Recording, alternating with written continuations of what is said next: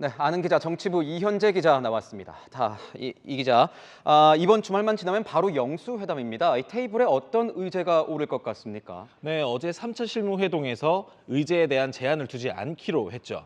대통령실과 민주당 각각 주말 동안 어떤 의제를 갖고 회담장에 들어갈지 작전회의를 하고 있습니다. 대통령실 취재를 해보니까 민생이 최우선이라며 의제 목록을 압축하고 있다 하더라고요. 자, 어제 채널A가 민주당이 2차 실무회동에서 16 플러스 알파 의제를 제안했다고 보도해드렸는데요.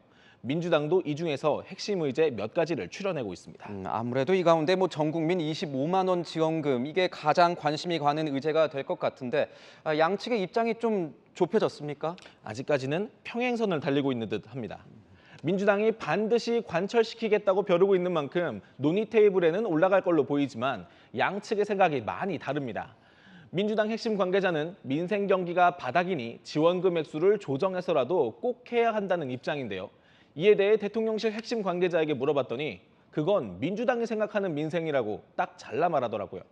윤 대통령이 총선 패배 직후에도 포퓰리즘은 마약이라고 단호하게 선을 그은 만큼 25만 원 지원금에 대한 양측의 충돌은 불가피해 보입니다. 네, 앞서 이상원 기자 리포트에서도 좀 전해드렸지만 최대 관심사는 아마 이걸 겁니다. 윤석열 대통령과 이재명 대표의 독대 가능성.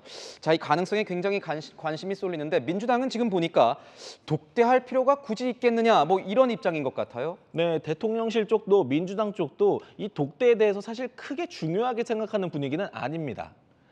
앞서 보신 것처럼 오히려 민주당 쪽에서는 1대1 대화 가능성에 밀실 대화는 필요 없다 이런 말까지 나왔죠. 속내를 들여다보면 윤 대통령에 대한 불신이 작용한 것 아니냐는 관측이 나옵니다. 독대 중에 나온 대화를 한쪽이 왜곡해서 전달하면 어떡하냐 이런 우려를 할 수도 있죠. 또 한편으로는 이재명 대표의 격을 끌어올리겠다는 그런 전략도 읽힙니다. 민주당 핵심 관계자는 이번 영수회담은 국민과의 대화라며 그동안 대통령이 일방적 연설과 훈시를 했다면 이번엔 달라야 한다고 말했는데요. 공개된 장소에서 나란히 앉아 대화해야 이 대표가 국민의 대표로서 대통령을 만났다는 이미지를 강조할 수 있다는 겁니다. 하지만 아무래도 비서실장의 정무라인, 공보라인 등 배석자를 3명씩 낀 4대4 회담인 만큼 속을 터놓는 격이 없는 대화가 오가기는 다소 어렵겠죠. 그렇다면 이 대통령실은 독대에 대해서 어떤 입장을 가지고 있습니까? 사실 대통령실 쪽은 그렇게 특별한 입장을 전하지는 않았습니다. 대통령과 이 대표가 자연스럽게 마음대로 결정하면 된다는 거죠. 대통령실 핵심 관계자는 상황에 따라 두 사람이 자연스럽게 배석자들을 내보낼 수 있다고 설명했습니다.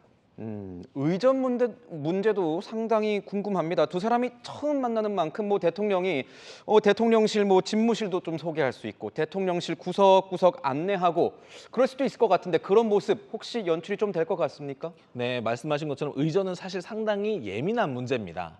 대통령실 측은 이전 영수회담 수준은 지키면서도 최대한 자연스럽게 하겠다는 입장입니다. 통상 외빈을 맞이하는 대통령실 내부 접견실에서 회담이 진행될 걸로 보이고요. 1시간 정도 짧은 회담인 만큼 대통령실 곳곳을 소개한다거나 하는 사전 일정은 없이 곧바로 회담으로 돌입한다는 게 대통령실 측의 설명입니다. 이 기자, 그러면은 이 회담 이후에요. 혹시 이 공동 합의문 같은 게 나올 수도 있을까요? 아마 이번에는 나오지 않을 가능성이 매우 높습니다. 자, 보통 실무 협상에서 의제 협의를 다 해놔야 회담장에서 도장을 찍고 사인을 하면서 공동 합의문을 작성하는 등 절차를 진행할 수 있는데요. 대통령실 관계자는 이게 회담 후에야 작성할 수 있는데 작성하는 동안 두 분에게 기다리라고 할 수도 없는 노릇이니 물리적으로 시간이 없다고 설명했습니다. 네, 잘 들었습니다. 지금까지 아는 기자였습니다.